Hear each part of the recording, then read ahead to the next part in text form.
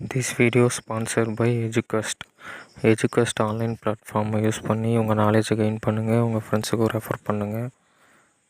The struggle to find courses that truly speak your language, it's finally over. Welcome to EduQuest, where learning is made just for you. At EduQuest, we bring you a wide range of online courses, from career building programs to skill boosting masterclasses, all in your regional language. Because we believe language should never be a barrier to success. Our courses are tailor made after understanding what today's learners really need. So why wait? Start learning the smarter, simpler way only with EduQuest.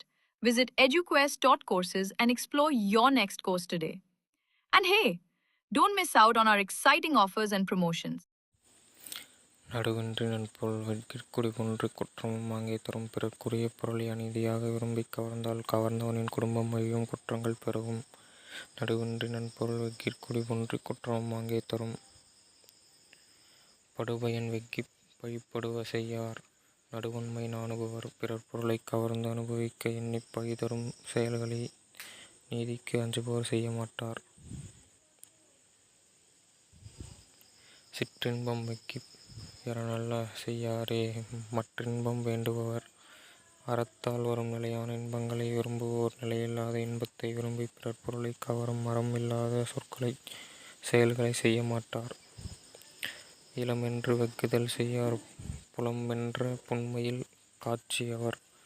புலனடக்கம் வாய்ந்த தூயவர் வறுமையில் வாடும் நிலையிலே கூட பிறர் பொருளை கவர்ந்திட விரும்ப மாட்டார்.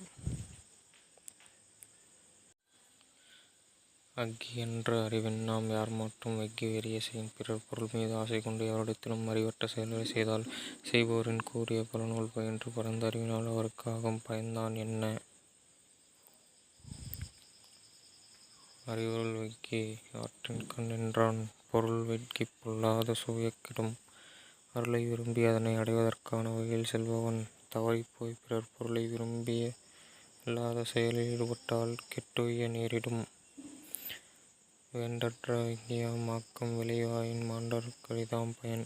பிறர் பொருளை கவர்ந்த ஒருவன் வளம் பெற விரும்பினால் அந்த வளத்தின் பயன் நலம் தருவதாக இருக்காது. வேண்டற்ற விஞ்ஞாமாக்கும் விளைவாயின் மாண்டற் கரிதாம் பயன்.